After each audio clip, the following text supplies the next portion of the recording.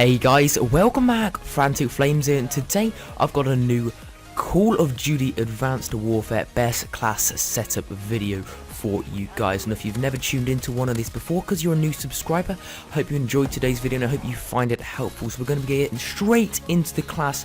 So of course we're going to be using the AK-12 with the attachments of the foregrip, suppressor, and stock. The reason I like to use these three attachments is I always think that on almost any assault rifle these three work the best. Of course we're going to be using primary gunfighter just to make our gun a little more overpowered.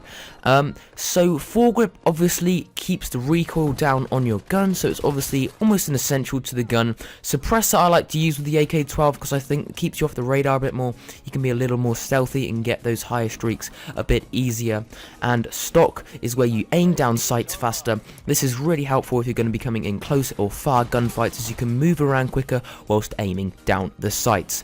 We're going to be going for no secondaries, as of course we're using this primary gunfighter. We probably won't be able to use the perks if we did run a secondary, but if you guys do want to run a secondary, then you're going to have to compromise either one of the perks or one of the score streaks.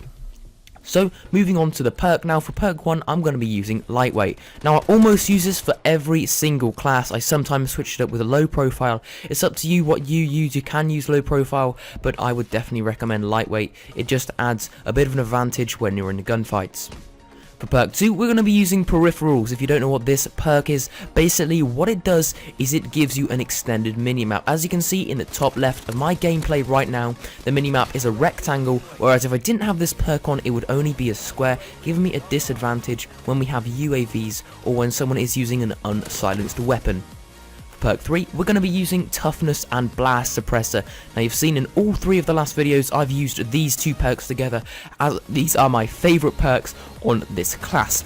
Of course, toughness is where you're getting shot, you do not flinch as much. This is an essential when you're in gunfights. I find myself winning so many gunfights when I'm being shot back at, so of course this is very, very good. We're going to be using blast suppressor because, as you may or may not know, you do actually appear on the map if you don't have this perk on when you are boosting around with your EXO or using any EXO movement. So I find that this is a real advantage in those close and far away gunfights because you can be even more stealthy when you're going around the map. No EXO abilities or no EXO launcher for this class. The reason I've been choosing this is so we can free up for the score streaks and the perks. For score streak 1, we're going to be using the essential, which is the UAV. My favourite, this is my favourite score streak of any Call of Duty, of course, and it's almost an essential to any class because this obviously allows you to see the enemies. You can also customize it with customizable attachments to your choice. Score streak 2, we're going to be using system hack. This is one of my favourite score streaks on this game. The reason I like it is because it basically really annoys the enemy team and actually puts a massive disadvantage and a massive advantage on your side.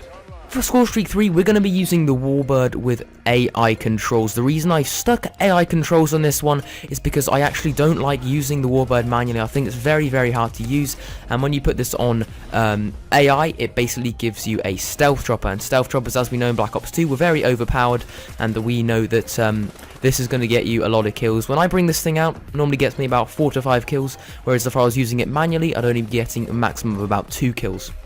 So that really rounds off today's video. I hope you enjoyed. Make sure you smash that like button and subscribe for more content on my FranTiC FlameZz channel. I'll see you in the next one. Have a very nice Christmas and goodbye.